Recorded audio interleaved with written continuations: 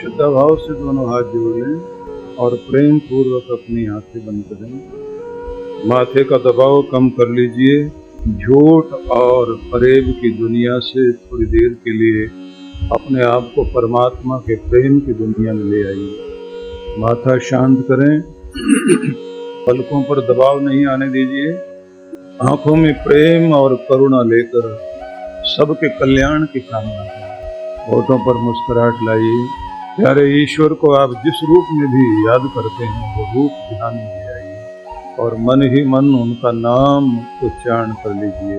भगवान की कृपाओं को याद करके धन्यवाद करें। उस प्यारे ईश्वर ने जो आपको सुरक्षित रखा है, अपनी मेहर की है, आपको हमेशा ही बचाया है, उसके रक्षा करने वाले हाथ को याद करते हुए उसे प्रणाम करें। आपकी जिंदगी में जितनी भी खुशियां हैं और जो अब तक बीते हुए लम्हे खुशियों के थे उन्हें याद कीजिए। देने वाले दाता को प्रणाम कीजिए। अपने घर परिवार को याद करो। अपने रिश्तों से जो प्रेम आपने पाया है उसे ध्यान में रख करके उनके प्रति मंगल कामना करते हुए भगवान को धन्यवाद दीजिए कि प्रभु आपकी कृपा से ही मेरे रिश्तों में प्रेम है। अपने शरीर का ध्यान रखिए और शरीर को मन की आंखों से देखते हुए महसूस कीजिए कि हाथ पांव चल रहे हैं, शरीर काम कर रहा है। इस शरीर को स्वस्थ रखने वाले और जीवन देने वाले भगवान को याद कीजिए और उनको प्रणाम करो और कृपाओं के लिए धन्यवाद करो। और अब अरदास कर लीजिए मन ही मन के भगवान मेरी वाणी में अपना नाम बसाओ। तेरा नाम जपने में मुझे रस आए और सेवा करने के लिए मैं हमेशा तैयार रहूं। मेरे कदम तुम्हारी ओर बढ़ते रहें। मेरे घर और परिवार में प्रभु आप अपना प्रेम देना और मेरी कमाई में बरकत देना। मेरे संपर्क में आने वाले लोगों को मेरा अच्छा परिचय मिल सके, एक नेक इंसान, अच्छा इंसान बनकर दुनिया में जी सकूं और इस शरीर को छोड़ने के बाद भी मैं धरती पर अपनी कीर्ति, अपना नाम, अपना यश छोड़ कर जाऊं। भगवान मुझे आशीर्वाद दो और जब तक मैं इस दुनिया में रहूं कर्म योगी का जीवन जीऊं, सेवा करूं, सहारा दूं, कभी मुझे न सेवा की जरूरत पड़े न किसी के सहारे की आवश्यकता पड़े। अन्न से, धन से, सुख से, समृद्धि से हमेशा माला माल रहूं, निहाल रहूं। प्रभु आपको बारंबार प्रणाम। ये प्यारे ईश्वर सबका कल्याण करना, सबका भला हो। ओम शांति शांति शांति। जमीन की तरफ देखते हुए धीरे धीरे प्रेम से आंखें खोलना और मेरी ओर देखकर प्यार से मुस्कुराइए। भगवान ये मुस्कुराहट आपकी हमेशा बरकरार। मनुष्य का एक रक्षा कवच उसके साथ काम करता है और वो है धर्म। धर्म ही प्रोटेक्शन शील्ड बनकर आपको सुरक्षित रखता है, इस लोक में भी और परलोक। और धर्म के संबंध में जब ये कहा गया कि वही विधि जिसके द्वारा आपका लोक सुधर जाए और परलोक भी सुधरे, यहाँ भी सुख शांति रहे और आप अपना घर, परिवार, समाज जहाँ भी आप जाते हैं वहाँ आप जब प्रेम और शांति आनंद से जीवन जीते हैं तो एक स्वर्ग का वातावरण बनाकर जीते हैं। यही स्वर्ग है जिसे लेकर आप दुनिया से उस दुनिया में भी स्वर्ग पाते। यहाँ नरक की जिंदगी जीने वाला और दूसरों की जिंदगी नरक बनाने वाला यहाँ भी नरक में रहता है और वहाँ भी नरक है। इसलिए कणाद ऋषि ने, जिन्होंने भारत को एक बहुत बड़ी फिलॉसफी दी, वैशेषिक दर्शन दिया, उनका ये बड़ा अद्भुत सूत्र है, ये तो अभ्युदय निश्रेय सिद्धि सधर्म, जिससे हमारा लोक अभ्युदय से, तरक्की से भर जाए और परलोक भी सुख और शांति से युक्त हो जाए, मुक्ति की प्राप्ति हो जाए। ऐसी विधि का नाम धर्म है। धर्म वह है जो हम अपने लिए चाहते हैं, अपनों के लिए चाहते हैं, उसी व्यवहार को आप दुनिया के साथ करना शुरू करते हैं, आप सच्चे धार्मिक इंसान बनते हैं। इसी बात को लेकर आगे समझाया गया 10 लक्षण किसी जिंदगी में दिखाई दें तो मानना चाहिए वो आदमी धार्मिक है। जो आदमी किसी भी स्थिति परिस्थिति में डोलता नहीं, बैलेंस बनाकर चलता है, विपत्ति में धैर्य रखता है, दूसरों की विपत्ति में भी काम आए और उनको भी संभाले, खुद संभले, दूसरों को संभाले, ऐसा जो धैर्य से भरा हुआ, धीरज से, हौसले से भरा हुआ इंसान, ये गुण जिसमें दिखाई दे तो इसको पहला लक्षण कहा गया है कि क्षमा, दमोस्तेय, शोच, निग्रह वीर विद्या सत्यम अक्रोधो दशकम गुणम लक्षण, 10 लक्षण बताए।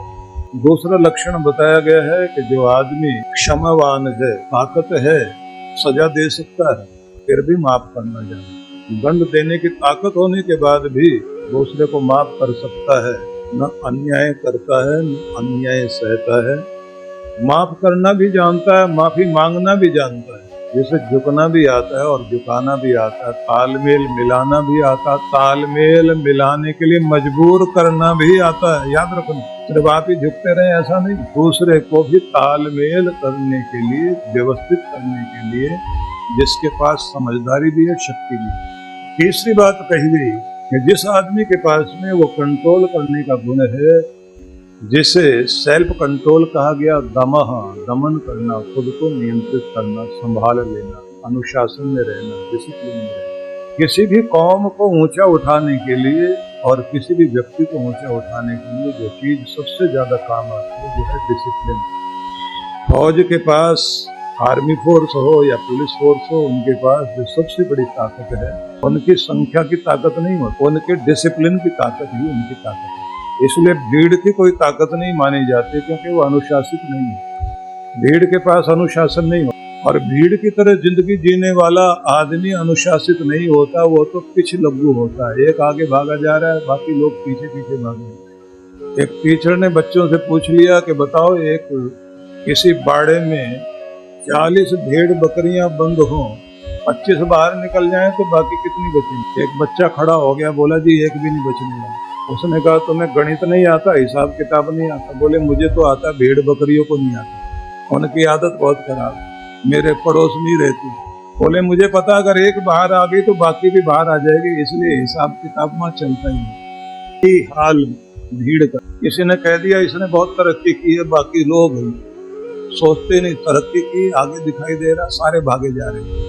किसी ने कह दिया आजकल जमीन जायदाद में बहुत पैसे हैं, तो सब लोग नाई, धोबी, हलवाई, कसाई सारे शुरू हो गए। जमीन, डॉक्टर, इंजीनियर, वकील, मुनीम, सब एक ही काम करने लगे। वैसे तो हमारा अपना भी काम है, लेकिन साइड बिजनेस भी है। कौन सा? रियल एस्टेट का करें। थोड़े दिनों में पता लगा कि इसमें तो सब लोग लूट पिट रहे हैं, छोड़ के भागे आ रहे हैं। किसी ने कह दिया विदेश जाने में आपकी तरक्की है, तो सारे भाग रहे हैं उधर ही, अपने देश में कुछ नहीं रखा, सारा कुछ वही है उधर ही। यहाँ राजा था, वहाँ नौकर बन के काम कर। तो भेड़ बकरियों की तरह जीने वाले लोग, डिसिप्लिन नहीं होता जीवन में, इसलिए जिंदगी भी कीमती नहीं बनती। फ्रांस का अधिनायक नेपोलियन बोनापार्ट ने अपनी जिंदगी में अपनी माँ से सबसे पहले डिसिप्लिन सीखा। स्कूल में रहा, डिसिप्लिन अपनाया, फिर आर्मी फोर्स में गए। उस अनुशासन ने, उस डिसिप्लिन ने उसको कमांडर इन चीफ बनाया, और फिर एक शब्द सीख लिया कि जिस आदमी के पास ये डिसिप्लिन है और भीतर की ताकत है, उसके लिए दुनिया में इम्पॉसिबल, असंभव नाम का शब्द है ही नहीं। इसलिए वो कहता था कि मेरी डिक्शनरी में असंभव नाम का शब्द नहीं। ये याद रखिए कि जब आप अपनी जिंदगी को कीमती बनाना चाहते हैं, तो फिर आप खुद को नियम में ढालते हैं। सोने का, जागने का, उठने का, बैठने का, खाने का, पीने का, बात करने का, सबका एक नियम होता है। फिर आप घटिया स्तर पर नहीं उतरे, अच्छा पहनेंगे, अच्छा बात करेंगे, अच्छों के बीच बैठेंगे, क्योंकि श्रेष्ठता उसकी जिंदगी का एक लक्षण बन जाता है। इसलिए दुनिया के जो श्रेष्ठ लोग हैं, बेस्ट लोग हैं, उनकी अफर्मेशन भी अद्भुत होती है। सवेरे उठते ही वो एक ही चीज दोहराते हैं, I am the best, I am the best, मैं श्रेष्ठ हूँ, और श्रेष्ठता का ही अनुकरण कर रहा हूँ, हर दिन और श्रेष्ठ होता जा रहा है। इसलिए ये तीसरी बात कही गई है कि जो भी आदमी धार्मिक है, धार्मिक होने का मतलब ये लुंज पुंज टूटा, जहाँ देखे वहीं गर्दन झुका दी, ऐसा नहीं। झुकना भी जानता है, नम्र भी है, लेकिन झुकाना भी आता है, मिलना भी आता है, मिलाना भी आता है, मान देना भी आता है और मान करवाना भी आता है। वो बोलता है कि मेरे साथ ऐसा व्यवहार करोगे और ऐसा नहीं करोगे। ये एक बात ध्यान रख लेना, कोई भी कुछ भी व्यवहार आपके साथ करने लग जाए, अगर आप अपने आप को खुद ही उस जगह लाकर खड़े करेंगे तो दुनिया वैसा ही व्यवहार शुरू करेगी। दुनिया को लगता है ये डिजर्व करता है, इसके साथ ऐसा ही होना है। तो धर्म वाला व्यक्ति भीतर से शक्तिशाली होता है, जो खुद को नियंत्रित करते हुए चलता है। बड़े अद्भुत लक्षण लिखे, आगे फिर कहा गया है उसके पास छल कपट नहीं है, चोरी नहीं है, बेईमानी नहीं, वो दो तरह की बात नहीं करता। इसलिए वाल्मीकि ने राम जी के संबंध में लिखा कि राम क्या है, रामो विग्रहवान धर्म, धर्म की एक चलती फिरती मूर्ति है, उसका नाम राम। जिधर से भी देखो दिखाई देता धर्म ऐसा होता है। माता पिता के प्रति क्या फर्ज हो सकता है, समाज के प्रति क्या हो सकता है। एक गरीब के घर भी जाकर मान देना, और जिसने नौका में बैठाकर पार लगाया, जब खुद को साम्राज्य मिला, दुनिया भर के देशों के राजा सम्मान देने के लिए भी खड़े हैं, ऋषि मुनि भी खड़े हैं, बड़े सारे अतिथि हैं। राम जी लक्ष्मण की तरफ देखते हैं क्योंकि आंखें द्वार की तरफ लगी हुई है। लक्ष्मण जी से भरत पूछते हैं कि राम जी किसे खोज रहे हैं? बोले इनका कोई महत्वपूर्ण अतिथि आया नहीं। सब पूछने लग जाते हैं महत्वपूर्ण अतिथि कौन? बोले जिसका ये एहसान समझते हैं कि आज उसका एहसान उतारने का मौका है, वो केवट नहीं आया है, जिसने राम जी को नौका में बैठा करके पार लगाया था और उसने उतराई का कुछ भी नहीं लिया था। राम जी आज उसे याद कर रहे हैं कि वो यहाँ पहुंचे। जब पता लगा कि वो आया ही नहीं, राम जी ने सबसे पहले अपनी तरफ से उपहार एक राजनायक को बुला करके, जैसे एम्बेसडर होते हैं, उसे बुलाया और बुला करके कहा और गण्यमान्य लोगों को लेकर जाओ और उसके घर पर जाकर के मेरा ये सम्मान वहां तक। अब राजनायक अपने सिर के ऊपर पुरस्कार को लेकर उस बस्ती में गया जहां वो गरीब रहे। अब वहां के अंगरक्षक और वहां का पुलिस विभाग और सब लोग साथ साथ लग गया। सब लोग देख रहे हैं कि जा कहाँ रहे हैं। जब देखा गरीब की कुटिया के बाहर खड़े, ढोल नगाड़े बज रहे हैं। केवट उसके परिवार के लोग बाहर निकले और जैसे ही केवट को बुलाया गया और कहा गया राम जी ने मुकुट सिर पर धारण करने से पहले ये कहा था कि मेरे सिर पर एक व्यक्ति का कर्जा है, मेरा पहला मान उस गरीब के पास जाना चाहिए जो वास्तव में गरीब नहीं है, दिल का सबसे बड़ा अमीर आदमी, इसके पास ये मेरा प्रेम पहुंचा। आपके सुख में भले ही कोई समुद्र बहा दे, उसकी उतनी वैल्यू नहीं है, और दुख में अगर 2 बूंद पानी भी किसी ने दिया हो तो वो समुद्र से भी कम नहीं है, उसको मान लेना। आंख में आंसू, खुशी से रोता हुआ केवट कहता है कि कोई भी भूल सकता है लेकिन मेरे राम भूलने वाले नहीं, उनको याद नहीं। किसी ने उनके लिए उनकी राह में थोड़ा सा भी प्रेम प्रकट किया है तो अनंत प्रेम प्रकट करने के लिए राम जी तत्पर है। ये भले और ऊंचे श्रेष्ठ लोगों की किसी ने भी आपके लिए कुछ भी अच्छा किया उसे हमेशा याद रखें। हिंदी साहित्य के एक बहुत बड़े कहानीकार, लेखक और कवि जिनको आप हरिओद के नाम से जानते हैं, उनकी जिंदगी का एक प्रसंग बहुत अद्भुत है। किसी एक समय में उनको कुछ पैसे की जरूरत पड़ी तो एक मित्र से उन्होंने 5 रुपए उधार लिए। उस समय के 5 रुपए बहुत कीमत रखते थे, 1 या 2 रुपए की तो नौकरी होती थी लोग तनख्वाह। तो 5 रुपए जिस आदमी ने दिए बहुत शुक्रगुजार हुए, और नियम माना जाता है कि भगवान को भी आप मंदिर में जाएं तो मांगने से ज्यादा धन्यवाद करने के लिए जाइए, और जिस चीज के लिए धन्यवाद करोगे वही चीज जिंदगी में ज्यादा आएगी आपको बार बार, और वही बढ़ेगी भी। और जिस चीज की शिकायत ज्यादा करोगे वो शिकायत ज्यादा आएगी, ये क्यों करा, वो क्यों करा, भगवान ऐसा करके वैसा करके। तो जब उनके अच्छे दिन आ गए तो पैसे लौटाने थे, उन्होंने 5 रुपए का मनी ऑर्डर किया और 1 साल तक हर महीने 5 रुपए का मनी ऑर्डर उनको भेजते रहे। फिर 60 रुपए जब भेज दिए, साल पूरा हो गया।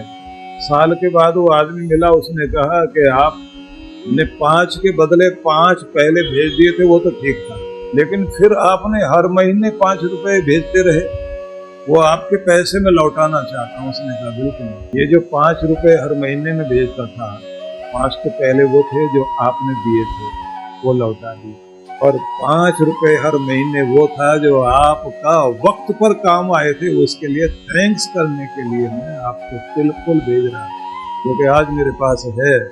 तो आज इन 5 रुपए की वैल्यू नहीं, लेकिन उसमें बहुत जिन माँ बाप ने भी पाल पोस कर आपको बड़ा किया, जब आप कुछ भी करने की हालत में अपनी नींदें कुर्बान कर दी, अपना सुख भूल गए, अपना पैशन भूल गए, अपना सुख चैन सब कुछ आपको लुटाकर आपको चैन की नींद दे, अपनी मुस्कुराहट तुम्हारे चेहरे पर लौटाई और अपने कंधे पर बैठाकर आपको दुनिया दिखाई, उनका बदला नहीं चुकाया जा सकता। कोई कहने लग जाए कितना खर्च किया आपने, उससे डबल ले लीजिए, पैसे से कभी वो बदला चुकाया नहीं जाता। मैं हांगकांग में था, एक सेंटर हमारा वहाँ भी काम करता है।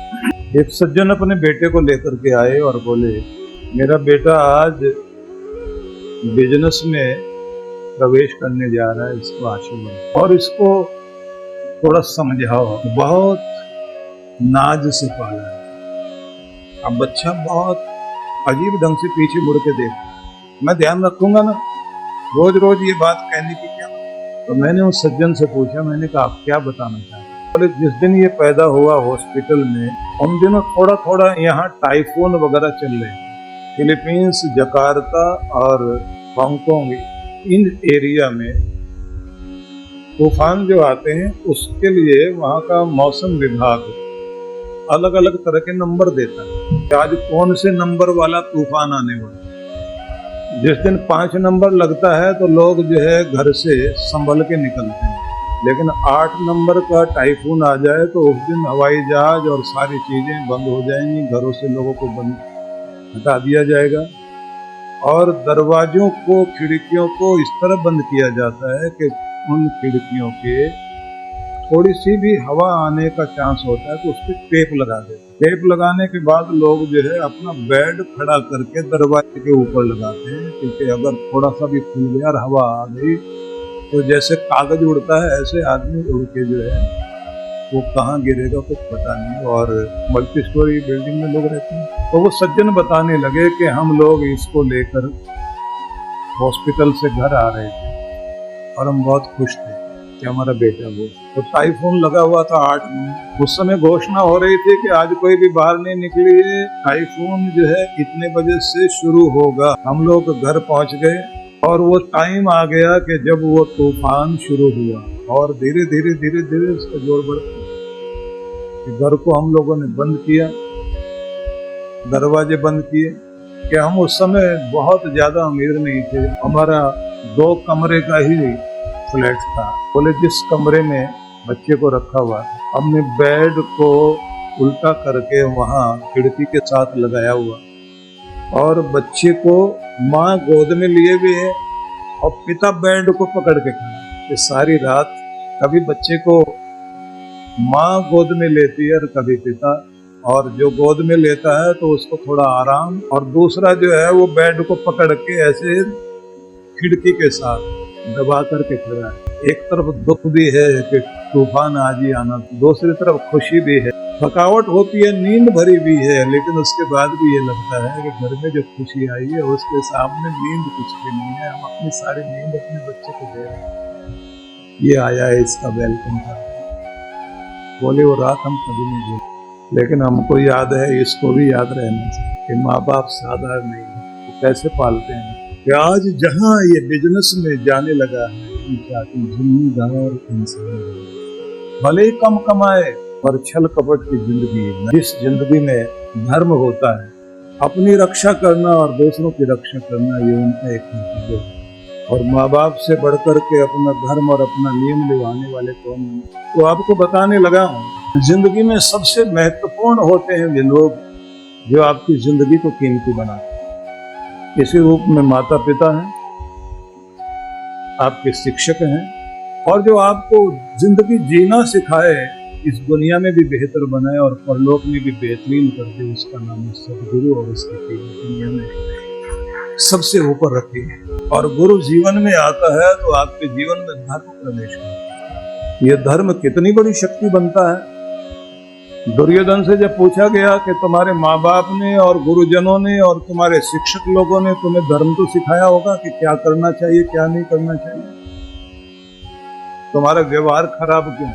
तो उसके मुंह से निकला, जानामि धर्मम नचमे प्रवृत्ति जानामि अधर्मम नचमे निवृत्ति। जानता हूँ धर्म क्या है, लेकिन मेरी कोई रुचि नहीं है उसमें, और जिसको जो डेफिनेशन तुम अधर्म की देते हो वो भी मुझे पता है, और उधर से हटने का मेरा मन नहीं करता। येनापि देवेन हृदय सुखेन यथा नियुक्तोस्मि तथा करोमि। दिल और दिमाग में जिस तरह के संस्कार और विचार बैठे हुए हैं वो मनमानी करने के लिए मजबूर करते हैं, इसलिए मेरी मर्जी जो मन में आएगा करूंगा, किसी के समझाने की जरूरत नहीं। अब ऐसी मनमानी करने वाला व्यक्ति जब मरा तो उसके संबंध में लिखा कि नरक में गया, दुख भोग रहा था। और इधर युधिष्ठिर जो है वो स्वर्ग को जीतकर स्वर्ग में जब पहुंचा तो उसके लिए बहुत स्वागत हुआ।